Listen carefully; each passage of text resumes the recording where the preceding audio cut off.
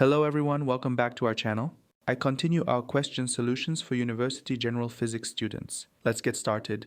The velocity of a particle moving along the x-axis varies in time according to the expression v sub x equals 2t squared minus 12 meters per second, where t is in seconds. The question is, determine the acceleration at t equals 2.0 seconds. In other words, the acceleration value of the moving object at the second is required.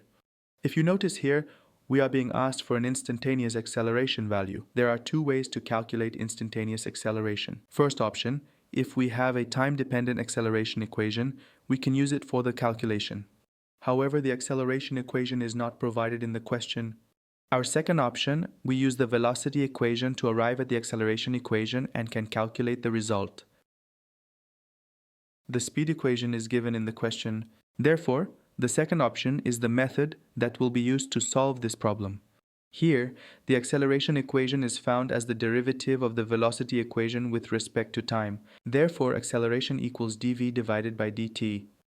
Continue like that. Acceleration equals d divided by dt, parentheses 2t squared minus 12.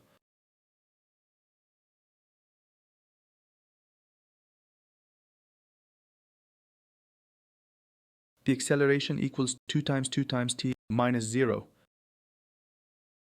As a result, we find the acceleration equation as 4t. Now that we have found the acceleration equation, we can easily find the acceleration value of the moving object at any desired time using the acceleration equation. By substituting 2 for time in the acceleration equation, I can find the acceleration value of the moving object at the second. When we perform this operation, we find the result to be 8 meters per second squared.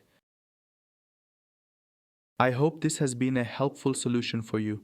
We have completed the solution here. If you have any questions, please leave a comment. I will respond when I am available. Thank you for listening. Take care and goodbye.